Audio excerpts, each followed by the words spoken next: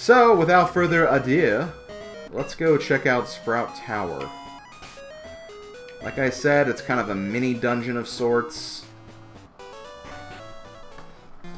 Not a very good mini dungeon, though. A Bellsprout over 100 feet tall. People say that it became the center pillar here. See the pillar shaking? People are training upstairs. Sprout Tower was built long ago as a place for Pokémon training. Or in this case, Pokémon shaking. Only if you reach the top will you obtain an HM. Ooh, I want an HM. But to do that, we have to go through a bunch of trainers, and this is Sprout Tower, and these trainers are very uncreative when it comes to their Pokemon.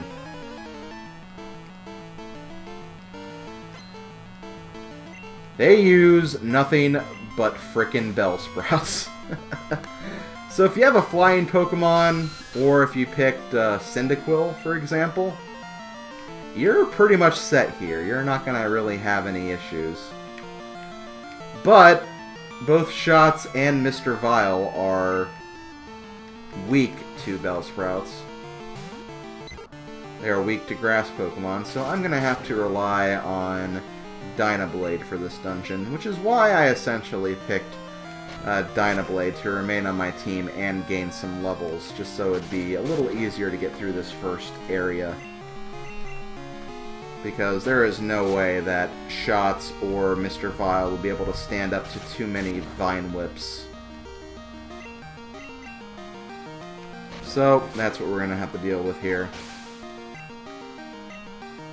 Given they are level 3, so they're not going to be able to do that much damage, but, you know, I'd rather be safe than sorry.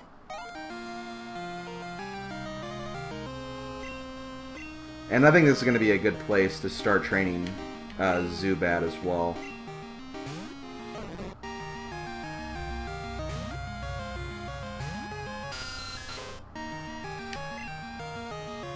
Oh yeah. That's why I was curious earlier if Swampire could do some good damage against Bellsprout, which technically he can't really. Again, Leech Life is just a very, very weak attack, so a lot of these battles are just going to be me swapping over to Dynablade to finish it off.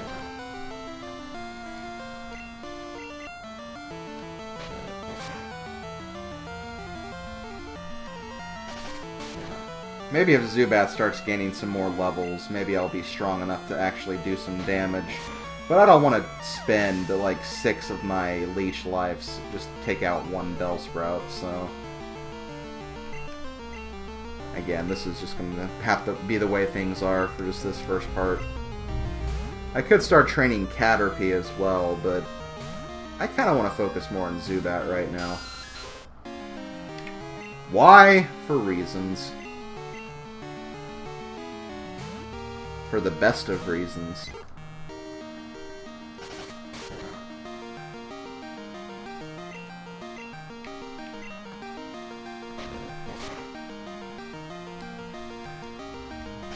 So this process will be a little bit faster when Pidgey reaches level 8. But for now, we're just going to have to keep fighting the good old-fashioned way.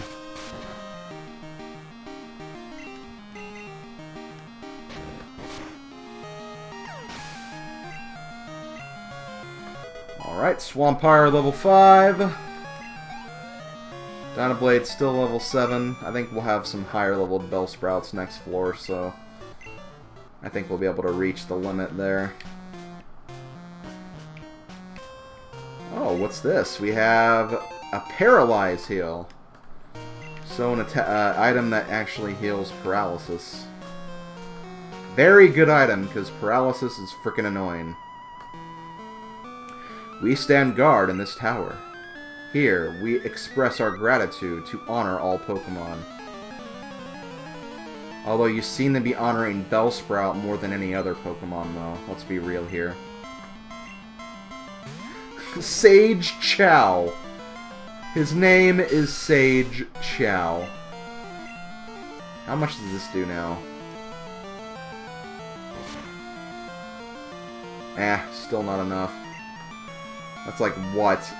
7 or 8 frickin' leech lives to kill a Bellsprout? Not worth it. Rather hold on, wait till Dynablade gets some experience, and can actually use a new attack.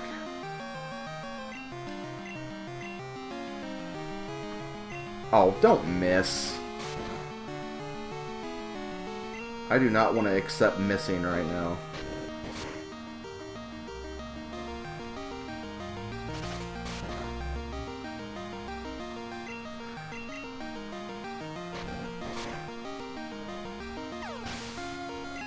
There we go. Yes! Perfect. Dynablade at level 8. Oh, okay, I guess he doesn't learn Gust at... or she doesn't learn Gust at level 8. Maybe it's level 9 then.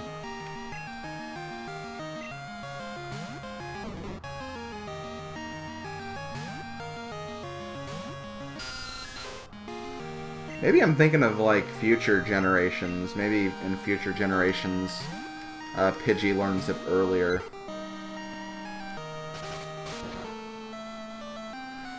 But yeah, in the first gen, Gust was a normal type move, when it should honestly be a flying type move. And they actually fixed that in this game and make Gust a flying type, which is good. It's very, very good. Because it sucked waiting for Wing Attack until like level high 20s or low 30s for Pidgeotto.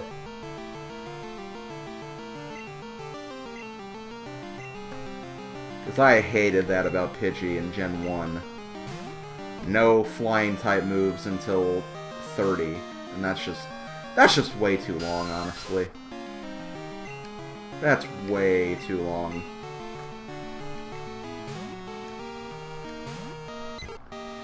But I guess while I'm going through this Bellsprout extinction, I could talk about a few things.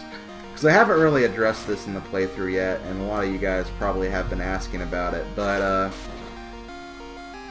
for those who remember, or if you don't remember, I guess you're learning this for the first time, whatever.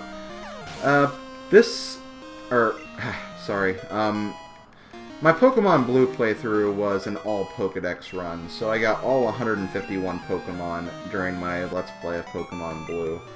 And people are wondering if I plan to do the same thing for this game, for Pokemon Gold. And from the look of things, you've probably estimated that that is what I'm going for. However, in regards to that, there are a few things I want to mention. At the very least, I'm going to go for an all Pokedex run in terms of the Pokemon you can get in Pokemon Gold and Silver. And also in just getting Pokemon in one specific playthrough. What I mean by this are there are Pokemon that I am going to have to trade over from Pokemon Blue, my Pokemon Blue file. Which I can still do. I can still do that. My Pokemon Blue file still works. I still have all of my Pokemon there. That is a possible thing I can do. But, with that being said though, that's a lot of Pokemon I have to transfer over. And not only that, in Pokemon Gold and Silver, not necessarily Crystal, but in Gold and Silver specifically, because I do not have a Crystal cart, you can only get one version of an evolutionary stone. There are no shops where you can buy, like Firestone, Water Stones, or any stones like that. Which means I'm going to be very, very limited in what Pokemon I can evolve.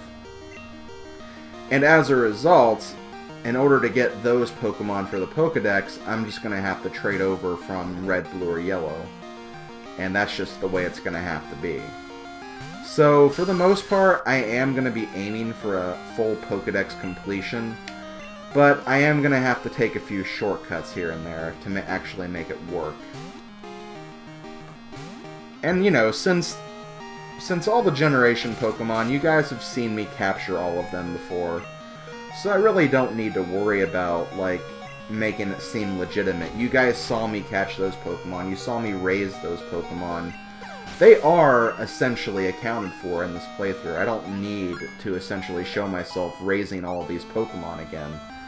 And, you know, if I want to take a shortcut to make sure I don't have to, I'm honestly fine with taking that shortcut. I don't think it really would be a big deal. So yeah, that's essentially what this playthrough is going to be. I am going to aim for full Pokédex completion in terms of Johto. I plan to show off all of the Johto Pokemon, or me having all of the Johto Pokemon at some point, so that will be legitimate. I do plan to go for all the new Pokemon at the very least. But as far as Pokemon leftovers from Gen 1, I'm either going to take a shortcut or not worry about them. Because you guys saw me capture those before. It really shouldn't be a big deal if I don't get them. But yeah, there we go. And I did learn Gust finally, so Dynablade finally has a flying move. Thank God. That's going to make things very easy for me early on. At least when dealing with grass and bug-type Pokemon. I'm going to go ahead and use a berry for Pidgey since she's kind of getting a little low on health. Yeah, I'm still not used to genders in Pokemon. Sometimes I forget that each Pokemon has a specific gender. That's just the way it's going to have to be.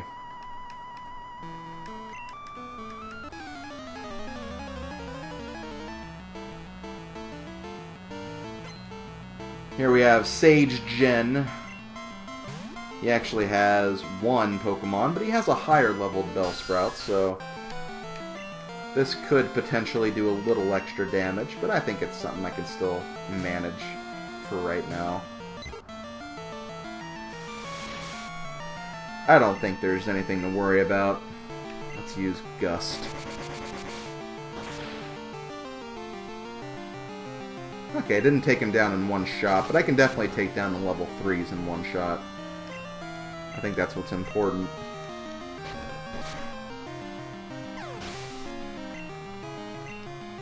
Also, yeah, Swampire getting some good levels too. He's already level 7. Shots, I think, was he at level 9 or level 8? Maybe even level 7. I kind of stopped paying attention to him. Level 7. That's not too bad, though. Let's keep moving. The Elder's HM lights even pitch black darkness. So yes, that's supposed to let us know that we're going to be getting Flash here. Here we have Sage Neil. Sage Neil's an interesting guy.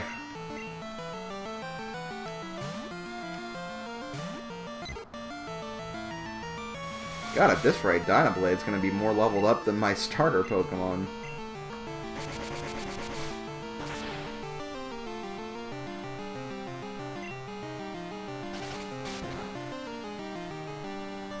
I do not have a problem with that, though. Like I said, I may not end up using my starter Pokemon at all anyway, so... Dynablade, level 10.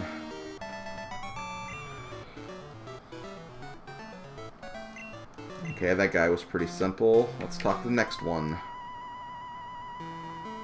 Let me see how much you trust your Pokemon by trying to beat the crap out of them.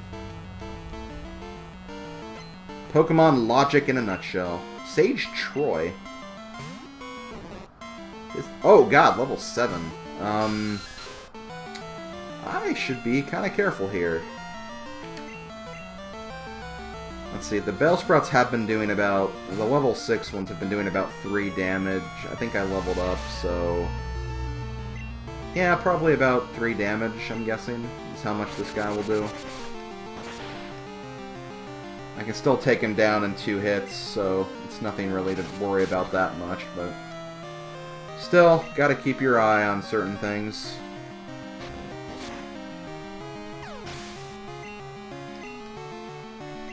Okay. Hoot Hoot? That's not a Bellsprout.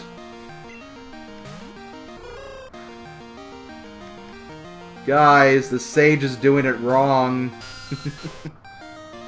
He's definitely doing it wrong. Oh yeah, that's cool. I can actually use shots here then. Get him up to level 8.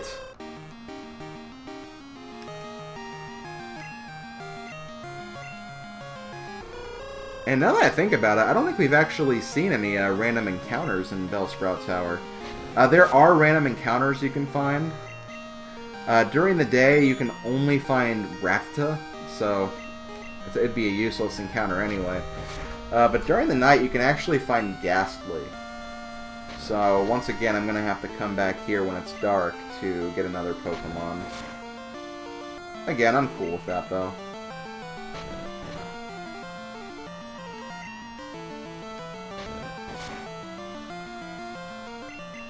God, this Hoo-Hoo has a lot of defense. Unless he just, like, really lowered my attack, which is a possibility.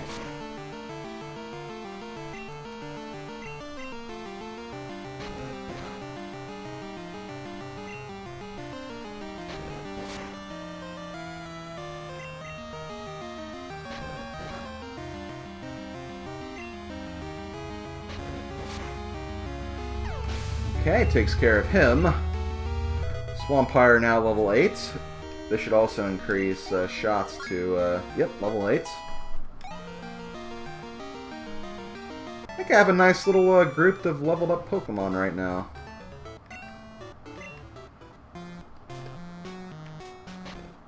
What the hell? Hey, it's you! You are indeed skilled as a trainer. As promised, here is your HM. But let me say this. You should treat your Pokemon better. The way you battle is far too harsh.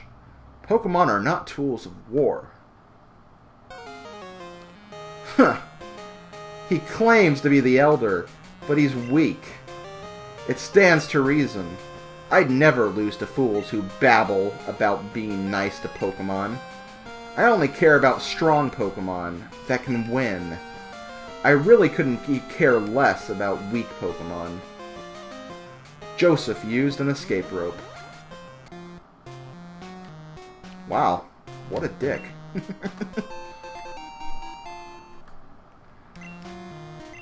That's probably going to be a running joke throughout the playthrough. Yeah, I think I'm good. Let's talk to the Elder. Or get a random encounter.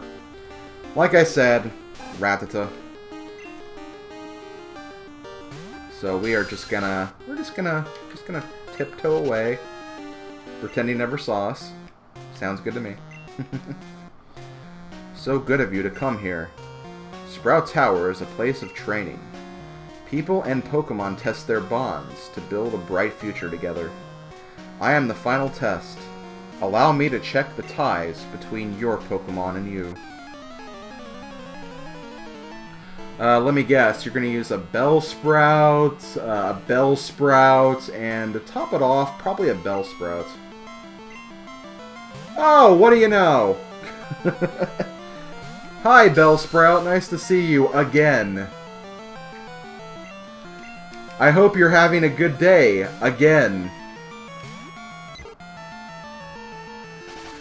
Oh, Bellsprout. Okay, Bellsprout.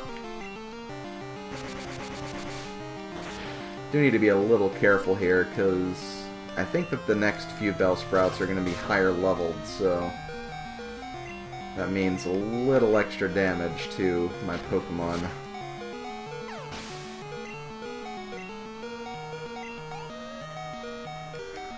Swampire continues to grow, though, without me doing anything. Okay, no, I guess he has a Hoo-Hoo, too. At least he has a Hoot-Hoot. At least he has something.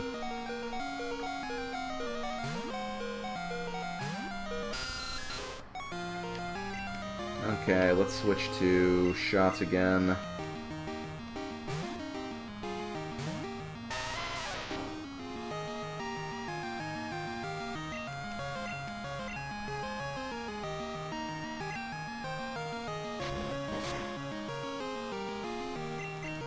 Ah, these Hoot-Hoots in their defense.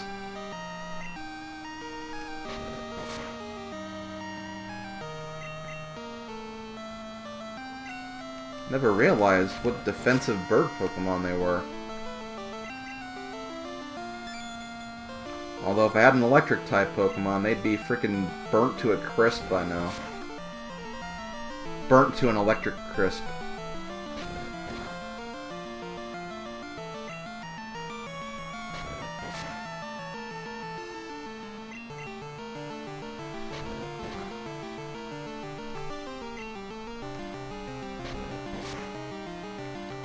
There you go.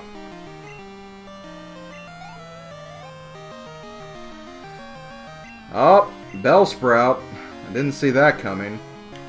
Oh, wait a minute. Yes, I did. You know, because it's freaking Bellsprout. Okay. Gotta be careful again. I'm down to 6 HP. Well, if Pidgey dies, I'd just, like, switch to Caterpie or something. Just so I can get some levels on those Pokemon. I don't think that's gonna be a problem, though. Nope. Unless, yeah, unless Dynablade missed right there, but I didn't think she would. Okay. Level 11. We're gonna learn Quick Attack, or... Okay, nope. Quick Attack's later. Sage Lee has been defeated. Ah, excellent. You and your Pokemon should have no problem using this move. Take this Flash HM. HM05. Flash illuminates even the darkest of all places. But to use it out of battle, you need the badge from Violet City's gym. Well, with that out of the way, I'm going to go ahead and take a lesson from Joseph here, and I'm just going to use the escape rope to get out of here. I think that sounds like a capital idea.